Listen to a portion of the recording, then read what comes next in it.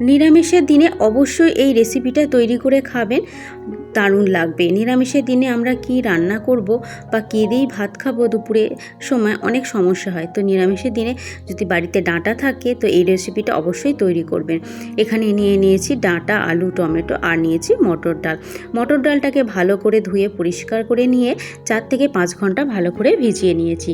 এবার এটাকে পেস্ট বানাবো, তার জন্য এই মটর ডালটা এবার একটা মিক্সি জারের মধ্যে দিয়ে দিচ্ছি। এতে এবার দিয়ে দেবো আন্দাজ মতো কাঁচা লঙ্কা, ঝালের আন্দাজ অনুযায়ী কাঁচা লঙ্কা দিয়ে দিচ্ছি আর অল্প একটু নুন দিয়ে আর জল দিয়ে খুব সুন্দর একটা পেস্ট বানিয়ে নেব। কড়াইয়ের মধ্যে অনেকটা দিয়ে দিয়েছি সর্ষের তেল। সর্ষের তেলটাকে খুব ভালো করে গরম করে নিয়েছি। সর্ষের তেলটা গরম হয়ে গেলে এখানে একটা একটা করে বড়ার মতো করে এগুলো দিয়ে ভেজে নেব।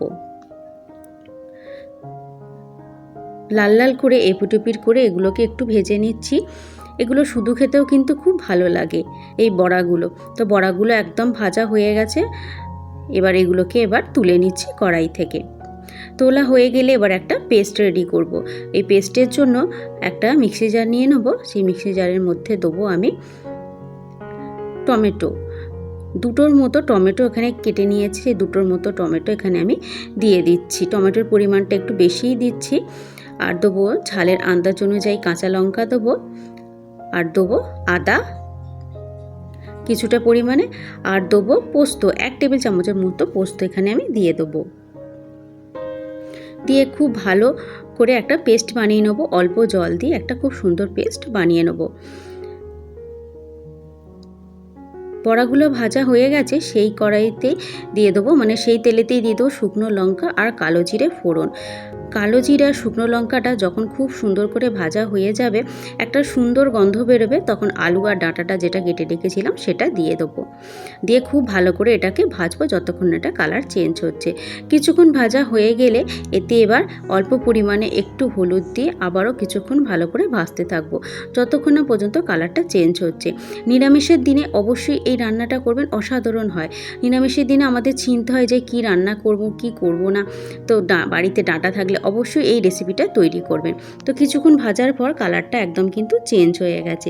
এবার যে পেস্টটা রেডি করেছিলাম টমেটোর, সেটা এবার দিয়ে দেবো। এই পেস্টটা দিয়ে দিলাম।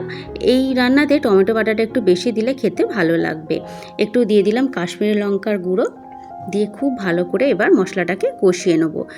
কিছুক্ষণ ধরে কষিয়ে নিচ্ছি। কিছুক্ষণ কষানো হয়ে গেলে মশলাটা কিন্তু খুব ভালো করে কষানো হয়ে গেছে। এবার কিছুটা পরিমাণে জল আমি এখানে দিয়ে দিচ্ছি। ওই মিক্সি ধোয়া যে জলটা ছিল তার মধ্যে অনেক মশলা ছিল, সেটাই অল্প পরিমাণে আমি দিয়ে দিচ্ছি। 1 বাটির মতো দিয়ে দিলাম। অল্প একটু নুন দিয়ে দিলাম। দিয়ে ভালো করে মিশিয়ে নিয়ে এবার এইটাকে ফুটতে দেবো 10 মিনিটের জন্য, যাতে আলু আর ডাঁটাটা খুব ভালো মতো সেদ্ধ হয়ে যায়। এবার এটাকে চাপা দিয়ে দেবো 10 মিনিটের জন্য। 10 মিনিট পর এটাকে খুলে দেখব যে আলু আর ডাঁটাটা কিন্তু খুব ভালো মতো সেদ্ধ হয়ে গেছে।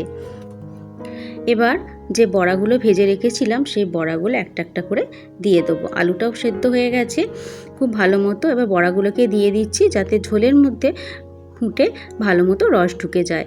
আর অল্প একটু চিনি দিয়ে দিলাম। দিয়ে ভালো করে মিশিয়ে নিয়ে এবার এটাকে কিছুক্ষণের জন্য লো করে রেখে 5 মিনিটের জন্য রেখে দেবো, যাতে বড়াগুলো খুব ভালো মতো এই ঝোলের মধ্যে ডুবে যায়। তো 5 মিনিট রেখে দেওয়ার পর এবার এটাকে খুলছি। তো বড়াগুলো খুব সুন্দরভাবে রস ঢুকেছে, মানে যে ঝোলটা ছিল সেটা ঢুকে গেছে।